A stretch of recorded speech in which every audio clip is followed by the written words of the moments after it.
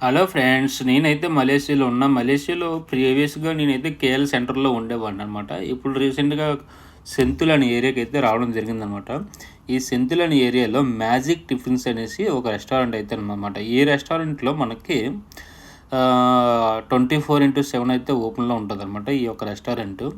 మీలో ఎవరైనా రావాలనుకుంటే సెంతుల్ ఏరియాలో సుబ్రహ్మణ్య స్వామి టెంపుల్ ఉంటది. ఆ సుబ్రహ్మణ్య స్వామి ఆపోజిట్ స్ట్రీట్‌లోనే ఈ యొక్క రెస్టారెంట్ అయితే ఉంటది. Magic tiffins. ఓకే. ఇక్కడ చూడండి మనోడైతే కోజీ పరోటా అనేది తయారు చేస్తాడనమాట. చికెన్ కోజీ పరోటా.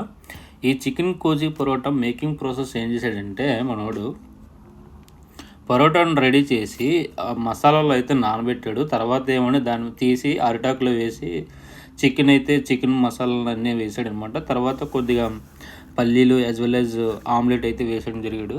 తర్వాత పొట్లం కింద కట్టేసేసి పైన పెనం మీద పెట్టి కాల్చుతున్నాడు అనమాట.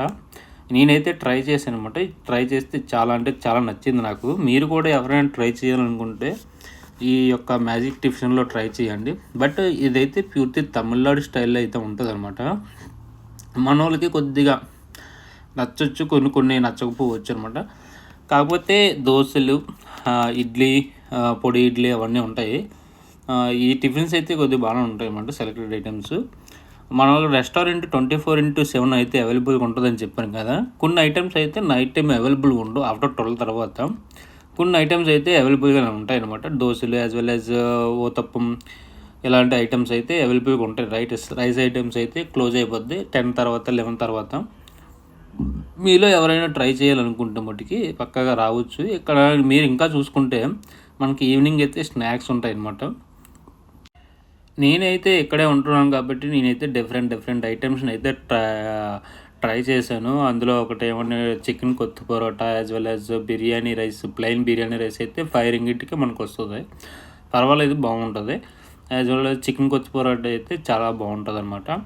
ఇంకా చెప్పుకోవాలంటే మనకి పొడి ఇడ్లీ అయితే ఉంటుంది అనమాట. ఈ పొడి ఇడ్లీ 7 రింగిట్ అయితే పడుతుంది. పొడి ఇడ్లీ నెయ్యితో పొడితో వేస్తాడనమాట. బాగుంటుంది అనమాట. తర్వాత నేను నాసీ లెమ్మక్ని అయితే ఆర్డర్ చేసుకున్నాను. ఒక డే ట్రై చేశాను. నాకు అంత మాత్రం నచ్చింది. బట్ ఇందులో నాసీ లెమ్మక్లో మనకైతే చేపలు, పల్లీలు as well as chicken curry అయితే ఇచ్చాడు. చికెన్ ముక్క ఇచ్చాడు అనమాట. తర్వాత ఆమ్లెట్ కూడా ఇవ్వడం అయితే జరిగింది. మీలో ఎవరైనా ట్రై చేయాలనుకుంటే ఒకసారి ట్రై చేయండి. వేడి బిర్యానీ కూడా ఇస్తారు. బట్ మనలాగా అయితే ఉండదు. Thank you. Keep watching my YouTube channel.